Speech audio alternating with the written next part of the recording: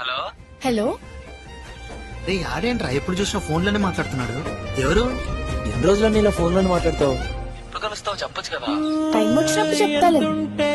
ఏంటంట దూరాలు రెక్కల్లా అయిపోతే పాదాలు ఉన్నాయా బంధించే దారాలు ఊహల్లో ఉంటుంటే ప్రాణాలు అరే నింగిలోని చుక్కలే కిందకొచ్చి చేరితే అవి నీకు ఎదురు నిలిపితే ఉండిపోవ ఇక్కడే జాబిలీటు చేరెను పొరపాటుననియో అంటే